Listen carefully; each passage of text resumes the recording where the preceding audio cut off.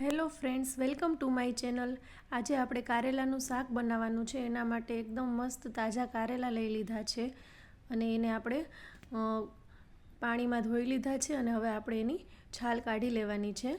છાલ નીકળી જાય પછી એ બધા કારેલાને આપણે ફરીથી પાણીમાં વ્યવસ્થિત રીતે ધોઈ લઈશું। બરાબર કારેલા ધોવાઈ જાય પછી આપણે એને ગેસ પર બાફવા મૂકવાના છે। તો કારેલામાં થોડું પાણી નાખી દઈશું અને થોડું મીઠું નાખી દઈશું। પછી આપણે એને મીડિયમ સ્લો ફ્લેમ પર 4 વિસલ વગાડશું કુકરમાં, જેથી સરસ રીતે બફાઈ જાય। જુઓ, કારેલા સરસ બફાઈ ગયા છે અને હવે આપણે એ કારેલાને એક ચાયણીમાં કાઢી લેશું, જેથી કડવું પાણી બધું નીકળી જશે, એટલે કારેલામાંથી કડવાશ ઓછી થઈ જશે। ત્યાર પછી આપણે કારેલામાંથી બી કાઢી લેવાના છે। બી કાઢી અને પછી આપણે નાના નાના પીસીસ કરી અને કારેલાને સુધારી લેવાના છે। હવે આપણે વઘાર માટેની તૈયારી કરીશું। એના માટે ડુંગળી, લીંબુ, ટમેટાં, લસણ ઝીણું સમારી લેવાનું છે અને ગોળ, આ બધું જ આપણે વઘારમાં નાખવાનું છે અને આ બધા મસાલા છે। તો વઘાર માટે એક પેનમાં થોડું તેલ મૂકવાનું છે। તેલ થોડું ગરમ થઈ જાય એટલે આપણે એમાં રાઈ અને જીરું નાખી દેવાના છે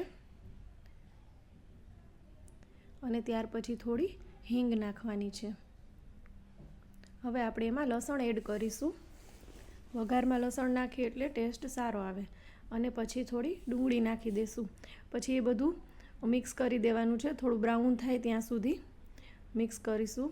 પછી એમાં ટમેટાં એડ કરીશું। ટમેટાં એડ કરી અને ફરીથી આપણે મિક્સ કરી દઈશું બરાબર।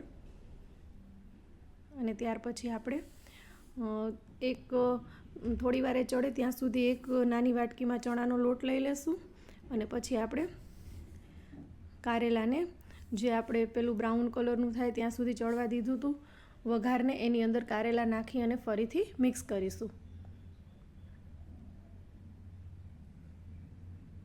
હવે આ મિક્સ થઈ જશે બરાબર રીતે એટલે એમાં બધા જ મસાલા એડ કરીશું।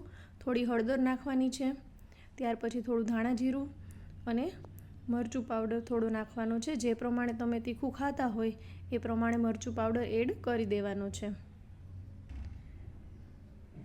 ત્યાર પછી એમાં થોડું મીઠું નાખી દેવાનું છે સ્વાદ પ્રમાણે। પછી બધું જ વ્યવસ્થિત રીતે મિક્સ કરી દેવાનું છે। બરાબર મિક્સ થઈ જાય એટલે એમાં થોડો ગોળ નાખી દેવાનો છે। ગોળ અને લીંબુ ફરજિયાત નાખવાના છે, જેથી કારેલા જરા પણ કડવા નહીં લાગે અને શાક બહુ સરસ ટેસ્ટી બનશે। તો ગોળ વ્યવસ્થિત અંદર મિક્સ થઈ જાય એટલે એમાં થોડું લીંબુ નાખી દેવાનું છે। લીંબુને ગોળ નાખ્યા પછી બરાબર રીતે શાકને મિક્સ કરવાનું છે અને 2 મિનિટ જેટલું મિક્સ થવા દેવાનું છે। ત્યાર પછી આપણે જે વચ્ચે નાની વાટકીમાં ચણાનો લોટ લીધો તો એ લોટ લાસ્ટમાં એડ કરવાનો છે। એ લોટ એડ થઈ જાય એટલે ફરીથી એને બરાબર રીતે મિક્સ કરવાનું છે।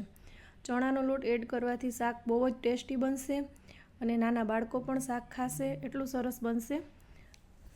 તો આ રીતથી જરૂર શાક બનાવજો, ટ્રાય કરજો, બહુ સરસ લાગશે। જે લોકો કારેલાનું શાક નથી ખાતા એ પણ ખાશે, એટલું સરસ બને છે।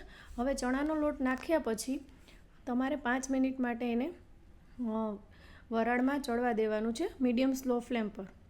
5 મિનિટ ચડશે એટલે ચણાનો લોટ કાચો નહીં રહે અને બરાબર રીતે ચડી જશે। તો જુઓ, કારેલાનું શાક તૈયાર છે, એકદમ ટેસ્ટી શાક બનશે। તો જરૂરથી આ રેસીપી ટ્રાય કરજો, બહુ મસ્ત શાક બનશે આવી રીતે બનાવશો એટલે। તો સરસ મજાનું કારેલાનું શાક રેડી છે, જે તમે રોટલી, પાપડ, છાશ સાથે ખાઈ શકો છો। અને જો તમને મારી રેસીપી ગમતી હોય તો મારી ચેનલને લાઇક, શેર અને સબસ્ક્રાઈબ કરજો। થેન્ક